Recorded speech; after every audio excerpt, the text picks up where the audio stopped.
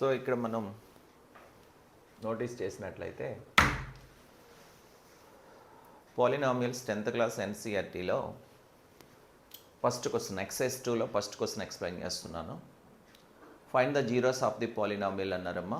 Find the zeros of the polynomial. ఇందులో first క్వశ్చన్లో ఉన్న ప్రతి ఒక్క ప్రాబ్లమ్ని కూడా మీరు జీరోస్ ఆఫ్ ది పాలినామియల్ కనుక్కోమంటే ఫ్యాక్టరైజేషన్ చేయడం ద్వారానే మాత్రమే ఫైండ్ అవుట్ చేయాలి. ఫ్యాక్టరైజేషన్ చేయడానికి ఒక్కొక్క ప్రాబ్లంకి ఒక్కొక్క మెథడ్ అప్లై చేస్తూ ఉంటాం. జనరల్గా ఎన్ని ఉన్నాయంటే మనకి 4 ఫార్ములాస్ ఉన్నాయమ్మా. ఆ 4 ఫార్ములాస్ అన్నీ కూడా మనం ఒకే ఒక్క ఫార్ములాని యూజ్ చేసుకొని చేసేయచ్చు ఎక్కువగా. ఆ తర్వాత తక్కువగా ఉపయోగపడతాయి. a² - b² ఫార్ములా ఒకటి, a+b², a-b². సో మనకి సెకండ్ డిగ్రీ ఇస్తారు కాబట్టి ఈ ఫార్ములా మాత్రమే ఉపయోగపడతాయి మనకి. సో గుర్తుపెట్టుకోండి, x² - 2x - 8 ఈ ఒకటే కాదు, మొత్తం అన్నీ కూడా. అన్నీ అంటే ఎక్సైజ్ సెకండ్ ఎక్సర్సైజ్లో ఫస్ట్ ప్రాబ్లంలో ఇచ్చిన అన్ని ప్రాబ్లమ్స్ని మనం ఎలా చేయాలి అంటే ముందు ఫ్యాక్టరైజేషన్ చేసి జీరోస్ కనుక్కోవాలి. జీరోస్ అంటే మీ అందరూ తెలిసిందే, ఎక్స్ ప్లేస్లో ఏ నంబర్ రాస్తే ఈ ఎక్స్ప్రెషన్ మొత్తం జీరోకి ఈక్వల్ అవుతుందో ఆ వాల్యూ ఫైండ్ అవుట్ చేయడం. సో అది ఫైండ్ అవుట్ చేయడానికి మనం ఇచ్చిన ఎక్స్ప్రెషన్ని ఫ్యాక్టరైజేషన్ ఫామ్లోకి మార్చుకుంటే ఈజీగా జీరోస్ చెప్పేసేయచ్చు. ఇప్పుడు చూడండి, ఎక్స్ ప్లేస్లో ఇలా చూడంగానే మనం చెప్పలేం. దీన్నే మనం x² ఈ మిడిల్ టర్మ్ని స్ప్లిట్ చేయాలమ్మ. -2xని స్ప్లిట్ చేయాలి. ఎలా స్ప్లిట్ చేస్తారంటే -4x + 2xగా మార్చేయండి. సో -4x + 2x టోటల్గా తిరిగి మళ్ళీ మనకి -2xే వస్తుంది. సరే, ఇలాగే ఎందుకు మార్చాలి? -x -2x అవుతుంది కదా, అలా కూడా మార్చవచ్చు కదా అంటే లేదమ్మా. ఇలా మార్చిన తర్వాత ఈ రెండు మల్టిప్లై చేస్తే 8x² ఆన్సర్గా రావాలి. సో కాబట్టి మనం ఈ విధంగా మాత్రమే స్ప్లిట్ చేస్తే ఈ రెండు మల్టిప్లై చేస్తే మనకు కావాల్సిన 8x² వస్తుంది. సో -8. సో టోటల్గా మనం చేసింది ఏంటంటే -2x is replaced by 2 terms -4x + 2x. ఓకేనా? This is the most important. దీన్ని స్ప్లిట్టింగ్ మిడిల్ టర్మ్ అంటారు. బై స్ప్లిట్టింగ్ మిడిల్ టర్మ్ ఇప్పుడు మనం ఫ్యాక్టరైజేషన్ చేస్తాం. ఈ ఫ్యాక్టరైజేషన్ చేయడం కూడా ఫస్ట్ 2 టర్మ్స్ని ఫ్యాక్టరైజేషన్ చేయండి.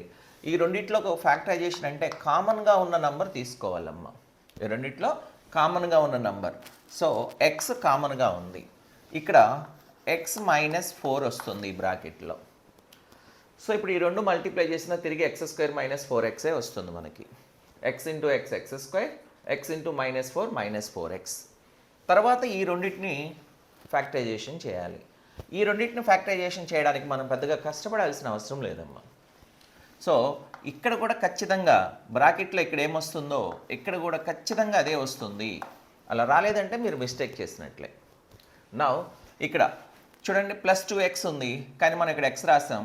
+2x రావాలి అంటే ఇక్కడ +2 రాయాల్సిందే. ఈ నెంబర్ ఒకటి కనిపెడితే సరిపోతుంది. ఇప్పుడు మల్టిప్లై చేయండి, తిరిగి మీకు +2x - 8 వస్తుంది. +2 × x + 2x +2 × -4 -8. ఓకేనా? That's all. Next x - 4 common term, దీన్ని x - 4గా రాస్తే మిగిలిన x + 2 వేరే బ్రాకెట్లో వచ్చేస్తాయి. So this total expression, this total polynomial is equal to this one is equal to this one equal to this one. Now ఈ total expression factorisation చేసాం, product of the 2 ఎక్స్ప్రెషన్స్గా రాసాం. Now it is very easy. ఇప్పుడు చాలా easy మనకి.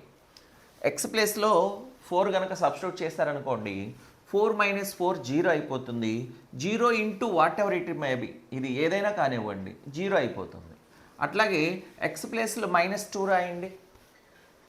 So X ప్లేస్లో -2 రాస్తే ఇది మొత్తం 0 అయిపోతుంది. అంటే మనకి ఈజీగా ఇప్పుడు మనం ఎక్స్ వాల్యూని రీప్లేస్ చేస్తే ఎక్స్ వాల్యూని 4తో రీప్లేస్ చేసిన ఈ ఎక్స్ప్రెషన్ మొత్తం 0 అయిపోతుంది. ఎక్స్ వాల్యూని మైనస్ టూతో రీప్లేస్ చేసిన ఈ ఎక్స్ప్రెషన్ వాల్యూ మొత్తం జీరో అయిపోతుంది. సో ఇక్కడ మనం ఏం చేస్తాం, సార్ మీరు 4 మైనస్ 2 ఎలా వచ్చిందంటే ఈ రెండింటిని జీరోకి, ఇక్కడ మనకి జీరో రావాలమ్మా, జీరో ఇంటూ ఎనీథింగ్ జీరో అయిపోతుంది.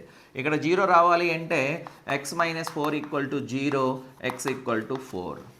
అట్లాగే దీన్ని కూడా జీరోకి ఈక్వల్ చేసుకుంటే x plus 2 equal to zero, x equal to minus 2.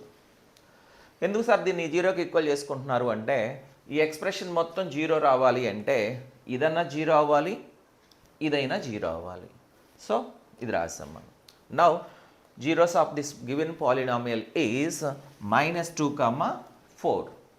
So వీటిని మీ అందరికీ తెలుసు, alpha is equal to -2 and beta equal to 4గా మార్చుకుంటాం. అంటే ఈ లెటర్స్తో రిప్రజెంట్ చేస్తాం మనం. Alpha is equal to, of course alpha equal to 4 అనుకోవచ్చు, లేదా ఆల్ఫా ఈక్వల్ టు -2, మీ ఇష్టం, ఏదైనా అనుకోవచ్చు. ఇవి zeros of the polynomial.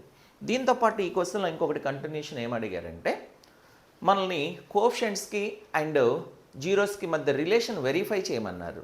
A relation verify చేయాలంటే ఆల్ఫా ప్లస్ బీటా యాడ్ చేస్తే ఎంత వస్తుందో ముందు మనం చెక్ చేసుకోవాలి. ఆల్ఫా ప్లస్ బీటా అంటే -2 + 4 = 2 వచ్చింది. నెక్స్ట్ -b/a - b వాల్యూ అంటే ఇక్కడ x² కోఎఫిషియంట్ 1 అవుతుంది, x యొక్క కోఎఫిషియంట్ -2 అవుతుంది, కాన్స్టెంట్ వాల్యూ c అవుతుంది. బెటర్ ఇక్కడ ఎక్కడైనా రాద్దాం మనం.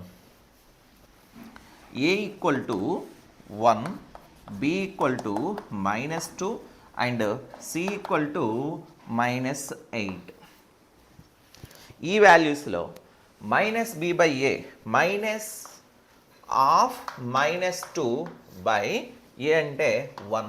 This is equal to -(-+2) 2/1 is equal to 2. So మీరు నోటీస్ చేస్తే ఆల్ఫా ప్లస్ బీటా వాల్యూ ఎంత వచ్చిందో -b/a వాల్యూ కూడా సేమ్ వచ్చింది. సో ఏబీలు అనేవి ఏమవుతాయి, కోఎఫిషియంట్స్ అవుతాయి. ఆల్ఫా బీటాలు అనేవి ఏమవుతాయి, జీరోస్ అవుతాయి.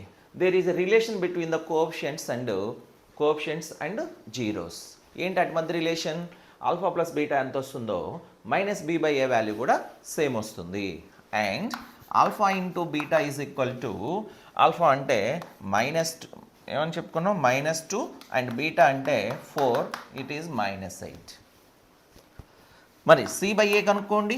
This equal to c value అంటే ఇక్కడ ఏం రాసుకున్నాం మనం, -8/a అంటే 1, that equal to -8. Therefore alpha into beta equal to c/a.